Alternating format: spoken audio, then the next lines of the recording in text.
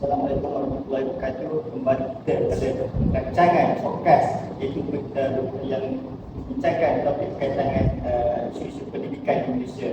Jadi bersama saya ataupun saya sendiri moderator Muhammad Zaini Abdul Zarif, dan bersama saya dua lagi panel iaitu Ali Uthman dan saudara Syafiq Husni bagi membincangkan topik berkaitan dengan pelbagai sosial budaya dalam pendidikan. Jadi bolehlah saudara Syafiq Husni dan saudara Ali untuk introduce berkaitan dengan diri. Silakan. Okey. Baik, bismillahirrahmanirrahim. Assalamualaikum warahmatullahi wabarakatuh. Sidang teman-teman sekalian, jadi perkenalkan nama saya Syafiq Husni Musyidi. Saya merupakan pelajar tahun akhir bagi PDPP sesi 2005-2026. Itu saja dari saya.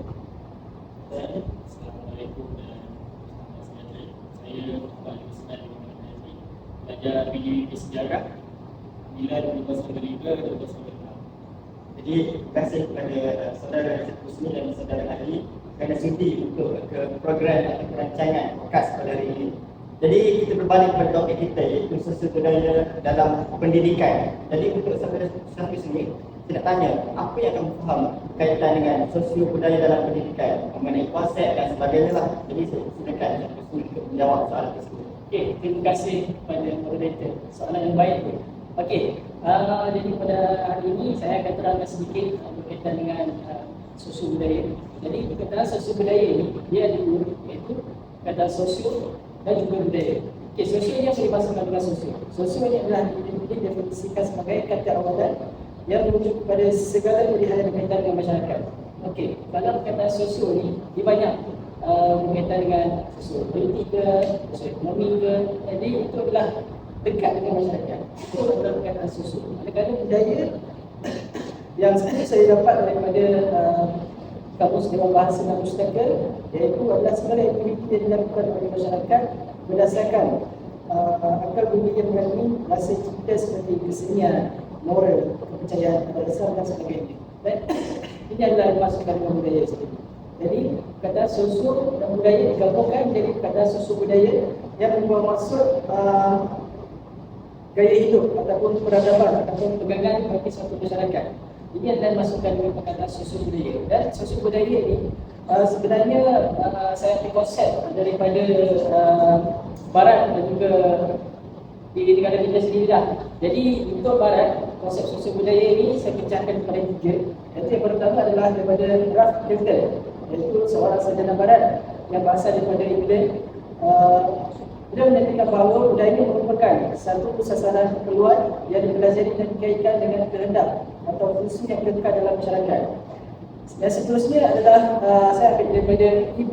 Taylor, iaitu budaya merupakan keseluruhan kompleks yang mengandungi inti pengetahuan, kepercayaan, kesenian, moral, undang-undang, adab dan sebarang bentuk yang kebiasaan yang berlaku biasanya di antara interaksi antara budaya dan juga struktur sosial. Dan yang ketiga, menurut Patricia L. Marshall, budaya ini merujuk kepada cara yang konsisten di mana manusia ini mengalami menginterpretasi dan persekitaran mereka, iaitu cara hidup sekelompok manusia. Jadi apa yang diterangkan dalam sejarah Barat itu adalah berkaitan dengan cara hidup masyarakat dalam kehidupan mereka, iaitu berkaitan dengan adat ke, lesar dan sebagainya. Ini adalah berkaitan dengan pengenalan sosial budaya dari segi konteks Barat itu sendiri.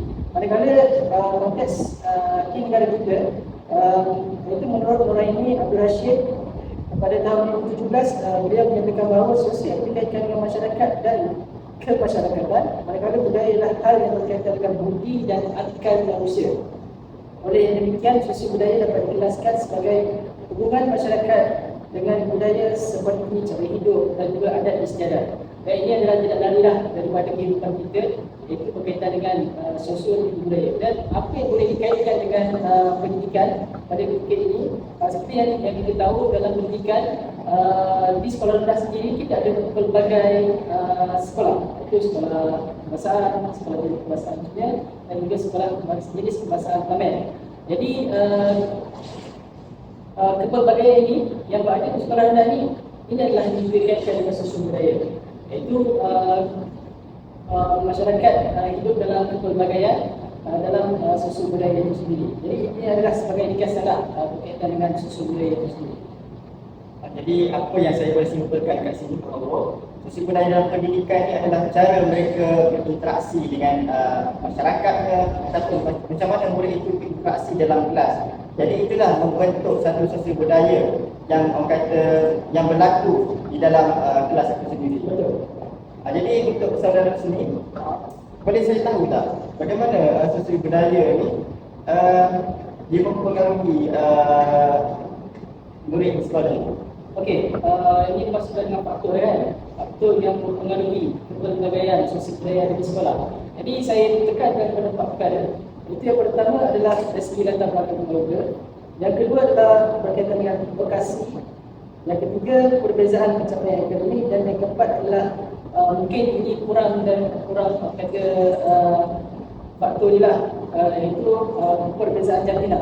Jadi berkaitan dengan latar belakang keluarga, jadi apa yang kita tahu, keluarga yang mempunyai di Malaysia ni kita pecahkan kepada tiga, iaitu T20 untuk golongan yang bangsawan, F40 untuk golongan yang pertengahan, manakala untuk B40 adalah untuk golongan yang kemiskinan. Jadi kalau kita tengok perbezaan antara ketiga-tiga kategori ataupun kelas yang dikategorikan di Malaysia ini, latar belakang keluarga sangat mempengaruhi sosial budaya yang ada di negara kita lah.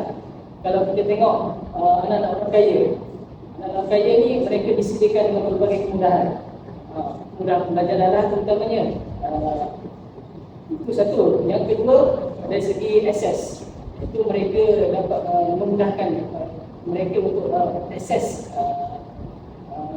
dalam pendidikan mereka, untuk pelajaran mereka mudah untuk mencari maklumat, dan itu adalah latar belakang keluarga lah sedikit lah, berkaitan dengan latar belakang keluarga. Yang kedua adalah perbezaan lokasi. Okey, kalau kita tengok sendiri, sosial budaya mereka yang tinggal di bandar dan juga mereka yang tinggal di luar bandar adalah sangat berbeza. Betul? Okey, jadi kalau mereka yang tinggal di bandar ni, mereka lebih bersosial berbanding dengan mereka yang tinggal di luar bandar. Jadi ini adalah sangat mempengaruhi lah dalam kehidupan kita. Kalau tengok daripada konteks geografi sendiri, kalau kita tengok di kawasan bandar ni, sebab mereka ni tinggal di kawasan bandar, sama ada di kawasan yang padat dengan penduduk ataupun kawasan yang tidak padat dengan penduduk. Jadi kalau kawasan yang padat dengan penduduk ni, mereka bercampur gaul dengan masyarakat yang ada di kat situ lah. Kadang-kadang bagi mereka yang tinggal di luar bandar, mereka bergaul juga, tapi mereka ni ada kawalan daripada ibu bapa mereka sendiri.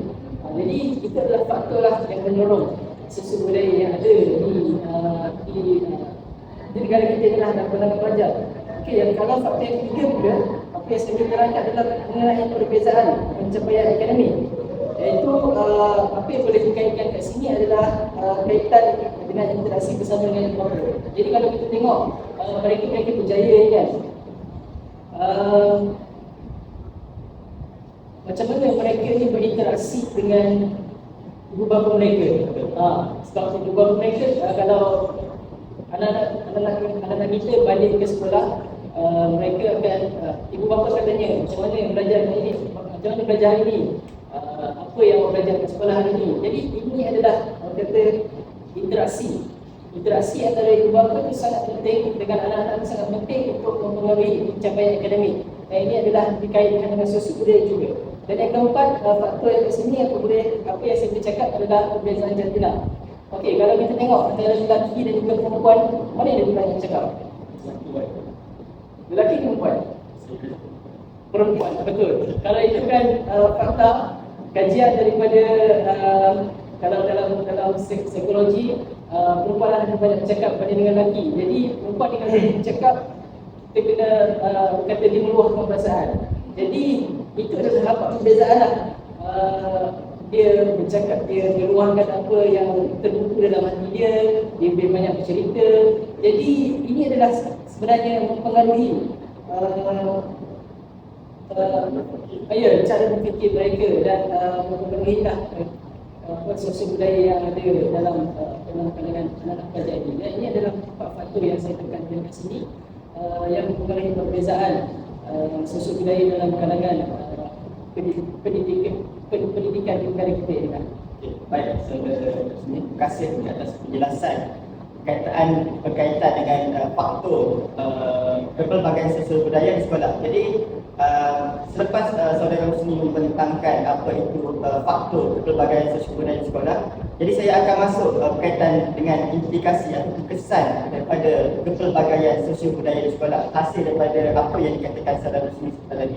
Jadi yang pertama kita lihat bahawasanya kepelbagaian sosial budaya ini berimpak yang sangat besar kepada sistem pendidikan kita. Di mana kita lihat yang pertama, ia telah memberi ataupun kesan ketidaksamarataan struktur jurang, iaitu daripada murid bandar dan juga luar bandar.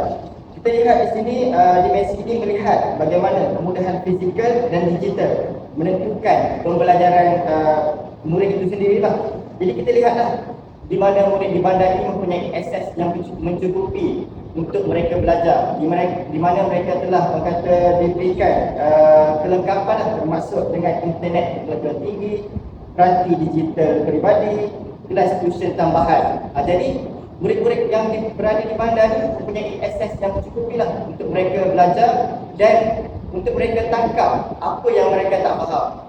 Berbanding dengan murid-murid yang berada di luar bandar ni mereka ni orang kata murid yang tidak mempunyai akses yang mencukupi terutama sekali akses wifi ataupun internet. Kita sedia maklum bahawa internet di luar bandar ini mempunyai orang kata rangkaian yang sangat terhad.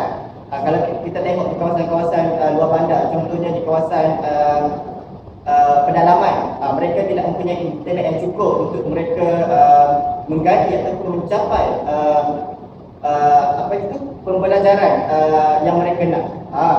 Jadi perkara ini telah memberikan perbezaan antara murid bandar dan luar bandar. Dan apa kesannya? Kita lihat yang pertama adalah implikasi kritikal di mana berlakunya kitaran kemiskinan pendidikan di kawasan luar bandar itu sendiri.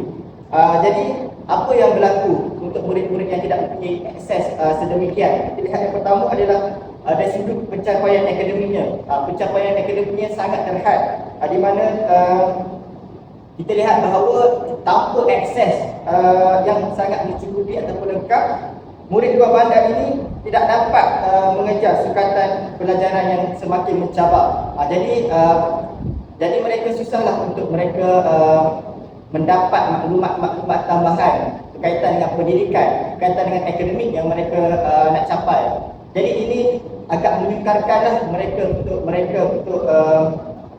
mereka mencapai tahap optimum dalam dunia pendidikan ataupun dalam sistem peperiksaan. Jadi kita lihat juga dalam aspek ini ada juga kesan iaitu peluang sosial ekonomi juga turut terjejas. Kita lihatlah bahawa jika kegagalan akademik berlaku di kawasan tersebut, maka agak menyukarkan mereka untuk mendapat peluang pekerjaan yang baik, dan ini agak menyukarkan untuk mereka untuk terus memberikan perkara-perkara yang baik untuk generasi akan datang. Kita lihatlah di mana kalau generasi itu tak mampu untuk keluar daripada kepompong sedemikian, maka kitaran kemiskinan ataupun kitaran yang agak kurang baik itu sentiasa berlaku. Itu yang kita kesan daripada kepelbagaian sosio budaya di dalam pendidikan. Jadi kita lihat yang kedua adalah dari sudut pembentukan corak kognitif, yang mana saya setuju dengan saudara Rosni telah bentangkan sebentar tadi, di mana kalau murid di luar ataupun di murid-murid yang mempunyai asuhan yang berbeza ini, kita lihat dari sudut mereka berfikir. Betul tak saudara Rosni? Betul. Jadi kita lihat terdapat perbezaan ketara dalam asuhan budaya. Kita lihat murid yang digalakkan bersuara sejak kecil ini cenderung membina pemikiran yang lebih kritis dan kreatif. Jadi perkara ini telah membuatkan mereka lebih berinovasi dalam dunia pendidikan itu. Jadi kita lihat sebaliknya, murid yang dibesarkan dalam budaya yang orang kata asyik dikongkong je dan orang kata mempunyai kepatuhan pasif dan ayahnya tidak ataupun keluarganya itu tidak memberi ruang dan peluang untuk mereka bercakap. Jadi perkara ini akan menghasilkan murid yang tidak gemar untuk memberi pendapat dan mereka ini terikat dengan sistem hafalan itu semata-mata. Jadi perkara ini telah memberi impak yang besar dalam dunia pendidikan di mana mereka akan terus tercicir dalam sistem moden di mana sistem ini telah meminta untuk murid menuntut untuk menganalisis sesuatu bahan yang telah dipelajari. Jadi kita lihat juga jadi murid yang suka menghafal ini akan orang kata sentiasa berhadapan dengan ataupun bergelut dengan untuk mereka adaptasi dengan perkara-perkara yang baru sebenarnya. Jadi perkara ini telah mencetuskan aplikasi yang orang kata rentetan daripada perkara tersebut, iaitu mereka akan gagallah untuk menguasai elemen kebat, iaitu kemahiran berfikir aras tinggi. Jadi perkara ini kita lihat bahawa soalan kebat ini memerlukan sintesis dan penilaian yang mendalam. Jadi murid yang dibiasakan dengan suasana untuk berfikir secara kritis ataupun untuk berfikir secara kritikal, mereka lebih dapatlah berdaya saing ataupun dapat mencungkil kemahiran baru dalam dunia pendidikan. Jadi kita lihat juga daripada implikasi yang ketiga, iaitu modal bahasa ataupun halangan linguistik. Kita lihat pelajar-pelajar yang luar bandar berbanding dengan bandar ni, luar bandar ni mempunyai ataupun language barrier ataupun dalam bahasa Melayu adalah halangan bahasa lah untuk mereka berkomunikasi dengan dalam kelas itu sendiri. Kita lihat murid yang tidak fasih berbahasa berbahasa Inggeris ataupun Melayu, dia tidak akan dapat maklumat berkaitan dengan akademik yang mereka pelajari. Contohnya saya bagi kat sini, kalau murid itu tidak fasih ataupun mahir dalam bahasa Inggeris, mereka mungkin tidak akan dapat memahami konteks-konteks ataupun terma-terma dalam subjek sains dan matematik. Jadi perkara ini akan menyukarkan mereka untuk mendapatkan maklumat kaitan dengan apa yang mereka cuba untuk belajar ataupun apa yang topik yang cikgu sedang mengajar. Jadi perkara ini telah memberikan implikasi yang agak kritikal di mana prestasi rendah bukan kerana kurang bijak, namun kita lihat mereka ini sebenarnya gagal untuk memahami linguistik ataupun bahasa itu sendiri. Jadi perkara ini telah memberikan impak yang sangat besar kepada negara kita, di mana negara kita akan keciciran bakat terutamanya dalam bidang STEM dan sebagainya. Dan perkara ini telah menyebabkan kita tidak akan dapatlah melahirkan seorang pakar dalam bidang yang spesifik, terutama dalam bidang STEM lah, dan kita tidak akan dapat mencipta inovasi yang baru jika kita mempunyai halangan bahasa dalam dunia pendidikan. Jadi kita berbalik kepada implikasi yang keempat juga. Kita lihat di sini ada berlaku daripada implikasilah daripada pelbagai sosial budaya ini akan menyebabkan berlakunya polarisasi sosial, iaitu berlaku retakan dalam perpaduan. Jadi kita lihat bahawa sebenarnya sekolah ini menjadi faktor utama dalam orang kata ejen untuk merapatkan ataupun menyatukan murid di sekolah itu. Namun realitinya sosial budaya ini telah menyebabkan murid itu membawa kepada pengelompokan ataupun polarisasi di dalam kelas.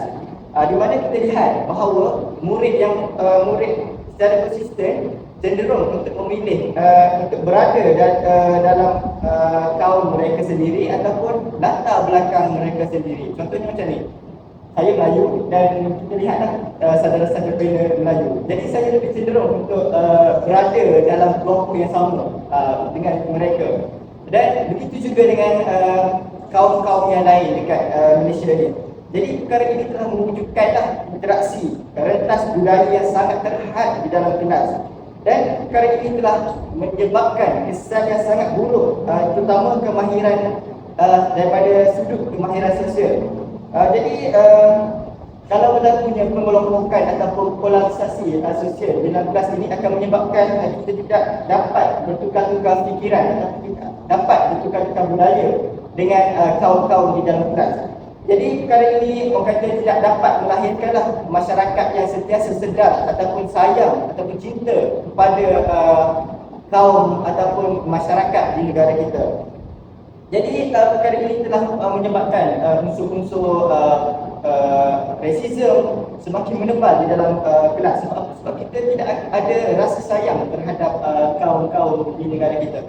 Jadi itulah sedikit sebanyak hasil implikasi yang saya dapat kaitkanlah dengan apa yang telah saudara Husni bentangkan sebentar tadi. Jadi saya nak tanya kepada Encik Ali ataupun saudara Ali, hasil daripada perbincangan kita dari sudut konsep, maksud dan faktor dan kesan terhadap akibat berlakunya sosial budaya dalam pendidikan. Jadi saya tanya kepada Encik Ali, bagaimana sebagai seorang guru kita nak berkata menjadi ejen sosialisasi dalam kita nak merampaskan lagi ataupun nak mengembalikan sosial budaya yang baik di dalam kelas ataupun dalam dunia pendidikan. Baik, terima kasih kepada saudara-saudara ini dan Husni. Awal itu kita ada telah bincangkan first adalah mengenai faktor kepada implikasi atau kesan di mana implikasi yang dibutakan oleh saudara Ilmi ini dia adalah banyak berbentuk kepada keburukan kepada bidang pendidikan pula. Dan apakah cara ataupun langkah untuk kita atasi masalah yang kita hadapi inilah. First adalah semestinya peranan daripada seorang guru itulah, mana guru ni merupakan pengantarlah antara sekolah dengan masyarakat, di mana gurulah yang akan membentuk pribadi seorang murid itu selain daripada faktor keluarga, di mana murid akan habis banyak masa di sekolah. Jadi gurulah yang memainkan peranan sebagai ejen yang membentuk sosial ataupun budaya di dalam kalangan murid. Yang pertama, guru perlulah menunjukkan role model. Maksud role model ni adalah tunjuk contoh tauladan yang baiklah. Misalnya dari segi interaksi antara kaum, cara kita bersapa dengan kaum-kaum lain. Maksudnya tak ada rasa rasis antara kaum Melayu, Cina dan India. Dan cikgu perlu menunjukkan satu contoh role model yang menunjukkan bahawa kita ni sebagai bangsa Malaysia yang bersatu. Okey.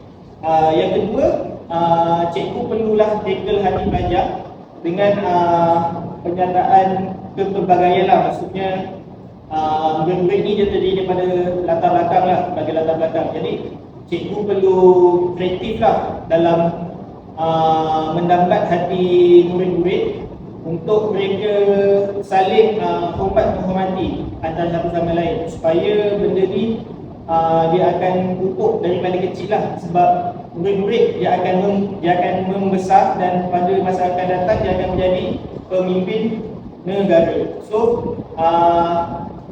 semangat kekitaan antara kaum ataupun budaya yang berbagai ini perlu diterapkanlah di bangku sekolah lagi. Dan itulah salah satu faktor yang pentinglah guru sebagai ejen sosialisasi di sekolah. Dan kita lihat apakah peranan yang boleh guru buat adalah melalui bidang pengajaran lah. Maksudnya sini pedagogi inklusif atau dimasukkan dengan inklusif. Maksudnya inklusif maksudnya kita pedagogi yang tidak memilih mana-mana kaum, mana-mana kasta. Maksudnya semua murid sama rata akan dapat pembelajaran yang sempurna lah, tanpa mengira latar belakang mereka. Cuma apakah cabaran dalam menjalankan sesi pengajaran di dalam sebuah sekolah yang mempunyai pelbagai kaum? Yang pertama adalah dari segi halangan bahasa. Contohnya macam isu sekarang ni masih adalah murid yang tidak boleh berbahasa Melayu, maybe disebabkan oleh faktor keluarga ataupun pendedahan mereka terhadap bahasa Melayu tu masih rendah lah. Jadi komunikasi di sekolah tu adalah amat terhad lah untuk mereka saling berkenalan antara satu sama lain lah. Okey. Jadi bagi mengatasi masalah ini adalah strategi yang boleh digunakan oleh guru adalah dengan mempertingkatkan lagi kebudayaan bahasa Melayu pula sendiri dalam kalangan anak-anak murid, di mana guru perlu mengingatkan atau menanamkan sikap di dalam diri murid bahawasanya bahasa Melayu ini adalah bahasa kebangsaan negara, dan benda ni perlu diterapkanlah sebagai identiti sebagai seorang rakyat Malaysia. Okey, yang kedua adalah strategi pembelajaran kontekstual, di mana cabarannya adalah dari segi latar belakang yang berbeza. Macam saudara Muslim, saudara Zullah terangkan latar belakang yang berbeza. Maksudnya dari segi taraf hidup mereka lah. Maybe daripada taraf hidup tu ada yang murid yang berasa segan untuk belajar, untuk bergaul, bergabung semua. Tapi dengan adanya guru ini, guru boleh menerapkan semangat, maksudnya cuba untuk bergaul dengan rakan-rakan yang lain tanpa mengira asal usul mereka. Jika guru dapat detect lah, mungkin ada student yang jenis tidak suka, jenis suka pilih dulu lah orang kata kan. So benda tu cikgu boleh cegah lah dari awal. Kita nak untuk pada masyarakat datang tidak akan berlakunya geng-geng kelompok dalam kalangan anak-anak Malaysia ini. Okay, seterusnya adalah komunikasi sensitif budaya. Mana selami latar belakang, maksudnya sebelum cikgu, bukan sebelum, di dalam kelas ada pelbagai latar belakang anak-anak murid. So cikgu perlu ambil tahu mengenai latar belakang anak-anak murid tersebut lah. Contoh daripada keluarga asal mana, apakah ekonomi diorang macam mana, status keluarga macam mana. So daripada situ akan lahirlah sikap empati dalam diri guru untuk memahami murid tersebut. Dan guru juga boleh memberitahu kepada murid supaya menghormatilah antara sesama budaya yang wujud. Sebab kita tahu dekat Malaysia ni bukan sahaja Cina, India dan Melayu, malah ada Iban, Kadazan, Sabah, Sarawak dan sebagainya lah. Okey, seterusnya hapuskan bias dan stereotip. Guru ni kalau nak kata daripada istilah profesional sebagai seorang guru lah, kita ni jangan ada sikap bias ataupun memilih murid kegemaran. Benda ni kita perlu elakkan lah, sebab kita dah diberi tanggungjawab untuk mendidik anak-anak murid dengan adil dan telus. So jadi tak kisahlah apa sekali background murid itu sekalipun, dia anak orang kaya, dia anak orang miskin, kita perlu berikan yang terbaik kepada anak murid tersebut lah, agar mereka membesar menjadi orang yang berjaya pada suatu hari nanti. Okay, yang ketiga, guru perlu membina satu ekosistem yang harmoni dan adil. Maksudnya guru perlu di dalam sebuah satu sesi kelas prinsip keadilan tu perlu guru terapkan. Maksudnya macam tadi saya terangkan pasal bias, tak ada pilih kasih, tak ada bias, tak ada stereotip apa pun. Cuma apa yang guru perlu tekankan adalah kerajinan diorang atau tanggungjawab diorang terhadap amanah yang dipikul dalam diri sebagai seorang guru untuk diberikan kepada murid-murid dalam menjadikan mereka ini seorang yang bergunalah kepada masyarakat pada suatu hari nanti. Ya, sebab kalau cikgu ada mindset sekadar untuk hanya datang mengajar di sekolah, hanya sekadar mengejar gaji sahaja, maka proses tu dia tidak akan dapat dijalankan dengan baik. Maksudnya ekosistem tu dia bermula daripada hati dulu, daripada niat tu. Ada niat, jika niat tu baik, maka proses penyampaian ilmu kepada anak-anak murid tu akan menjadi baik. So dari situlah akan kita dapat menyesuaikan di dalam berbagai sosial budaya di dalam kalangan murid-murid yang terdiri daripada pelbagai masyarakat. Itu sangat perkara yang sangat pentinglah dalam diri seorang guru. Okey, apa yang anda dapat lihat adalah melalui rangkaian komuniti lah. Okey, rangkaian komuniti ni maksudnya cikgu dia bukan sahaja depend dekat diri dia sendiri saja. Dia perlu berinteraksi dengan masyarakat luar juga. Contohnya misalnya paling terdekat adalah dengan pihak ibu bapa murid-murid kan. Sebab guru dia bukan 100% dia tahu pasal anak murid dia, pasal budaya murid dia. Dia kena bergaul juga dengan masyarakat luar, contoh dengan ibu bapa, dengan masyarakat sekitar dekat murid itulah untuk dia lebih mengenali murid tersebut. So daripada situ akan bentuk satu kerjasama lah antara masyarakat, komuniti, guru dan seterusnya. Benda tu akan memberi kesan kepada perkembangan murid itulah dari segi sosial budaya dan juga pendidikan. Okay, seterusnya apa yang saya dapat simpulkan adalah guru ni tugas dia bukan hanya sekadar penyampai ilmu akademik, tetapi dia juga adalah sebagai ejen yang membentuk sosial masyarakat. Tetapi apa yang dikatakan sebagai bentukan ejen sosial masyarakat, maksudnya guru bukan sahaja hanya 100% kepada akademik, tetapi kepada adab, budaya dan juga tingkah laku masyarakat. Sebab masyarakat yang tidak mempunyai budaya ataupun adab, dia adalah masyarakat yang apa orang cakap yang tidak lengkap lah maksudnya. Sebab benda yang perlu lengkap selain akademik adalah budaya dan adab. Okey, daripada situ dia akan membentuk apabila adab dan akademik itu bergabung, maka dia akan membentuk satu ekosistem pendidikan yang lebih sihatlah di Malaysia pada masa yang akan datang. Okey, terima kasih. Agak panjang soal pembahasan daripada saudara dan saudara Rasul tadi. Jadi kita lihatlah bahawa konsep sosial budaya ini sebenarnya memainkan peranan penting dalam membentuk pendidikan yang sihat di negara kita. Dan apa yang saya tertarik dengan saudara kata tadi, guru ini adalah menjadi salah sebuah ataupun salah seorang lah ejen yang dapat menyatukan murid, dapat menyuburkan pendidikan yang sihat dan sebagainya. Okay. Terima kasih kepada saudara Rusmi dan saudara Adi kerana telah banyak mengupas berkaitan dengan sosial budaya yang berlaku dalam dunia pendidikan.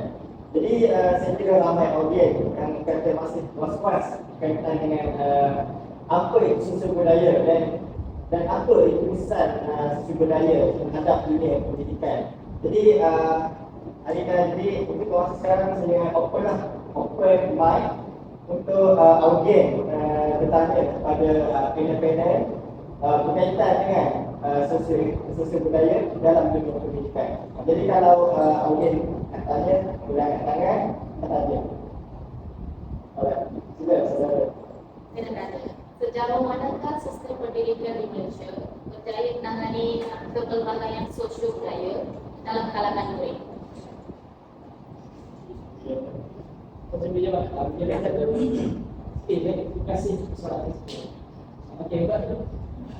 Okey.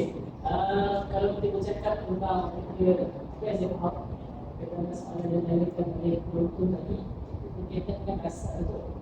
Asal yang kebenaran dalam pendidikan kita ini. Kalau kita tengok asal ni atas kita sangat cantik. Tapi kalau kita tengok pada ketika ini, dasar-dasar itu adalah berdasarkan sains sejarah. Tetapi kalau kita tengok lagi satu dalam KSSR dan juga KSSM, sebenarnya apa yang ditekankan dalam pendidikan negara kita ini, contoh adalah sains sejarah sendiri. Tidak ada elemen kewarganegaraan, iaitu kewarganegaraan ini diterapkan dalam sains sejarah supaya setiap murid dan juga guru sendirilah sambil belajar sejarah, sambil juga diterapkan berkaitan dengan ilmu kewarganegaraan. Jadi seperti ditanyakan soalan berkaitan dengan nilai kewarganegaraan, itu adalah yang ada dalam servis sejarah yang berkaitan dengan tinggi, isma dan juga dan sebagainya. Jadi sebenarnya apa yang saya cakap tadi, pada dasar itu masalah cantik, tapi kita pelaksanaannya agak sukarlah dilaksanakan. Jadi untuk jawab soalan dari penonton itu, bagi saya sejauh mana seperti sistem pendidikan ini dapat membentuk sosialisasi dalam negara kita ini adalah berada di tahap sekarang. Jadi saya rasa itu akan menjawab soalan. Jadi untuk saudara Rajab, jelas tak apa berkaitan dengan soalan ini? Jelas. Jadi saya kembali kepada ataupun buka lagi soalan kepada audiens. Kepada audiens adanya bertanya dan perkenalkan diri sedikit lah. Jadi silakan. Okey, saya mungkin soalan saya adalah bagaimana kita dapat melakukan sosial budaya PEN melalui gaya pembelajaran teknik dalam kelas. Moderator akan jawab berkaitan dengan soalan tersebut. Terima kasih kepada saudara pertama atas soalan yang sangat baik itu.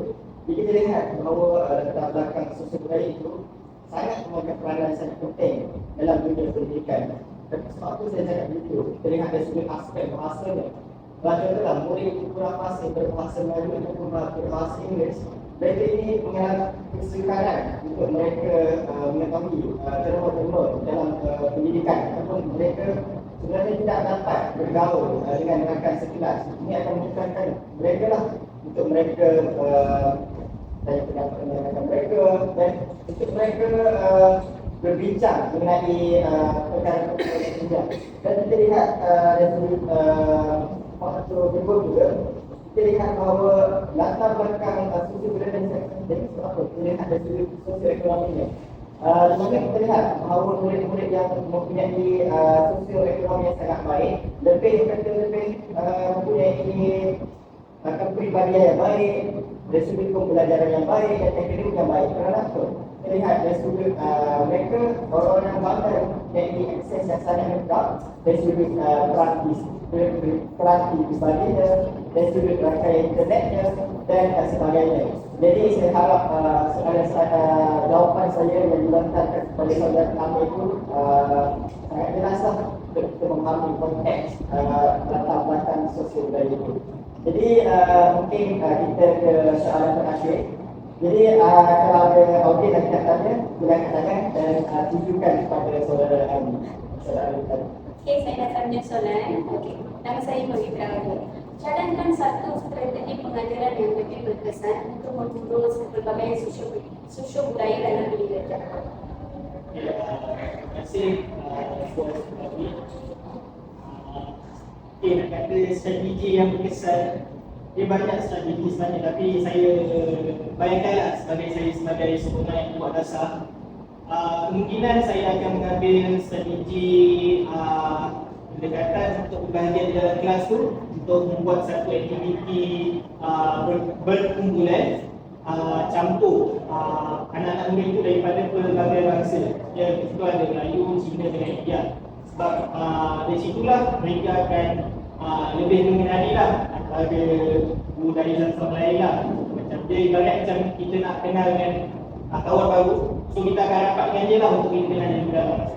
Dengan cara begitu, saya yakin dan saya yakin benda itu akan dapat mempertingkatkan lagi lah semangat budaya dalam kalangan masyarakat Malaysia yang berbagai lah, selamanya dalam kalangan anak-anak lebih dalam pandangan saya lah. Tapi kalau orang katakan strategi itu sudah ada, cuma pelaksanaan itu perlu dilakukan oleh guru lah. Kalau guru tidak melakukan benda itu hanya kata-kata kosong sajalah. Boleh jawab soalan kembali? Terima kasih. Okey, jadi saya kira setakat saya lah topik berkaitan dengan sosial budaya apa yang saya dapat simpulkan kat sini bahawa kita sebagai seorang guru ataupun guru, kita sebagai guru kita perlulah dan terus menjadi ejen sosialisasi agar murid-murid yang sirai dalam pendidikan terus semangat untuk kembali ke dalam sistem pendidikan. Dan insyaAllah kalau kita bina anak murid itu menjadi seorang yang hebat, ataupun kita terus bersikap empati, kita berjawab, kita percaya murid-murid ini akan berkedapan ataupun menjadi lebih cemerlang pada masa akan datang. Jadi saya kira itu sahajalah program ataupun podcast kita pada hari ini. InsyaAllah kita akan berjumpa pada rancangan seterusnya. Jadi sekian dari saya. Assalamualaikum warahmatullahi wabarakatuh.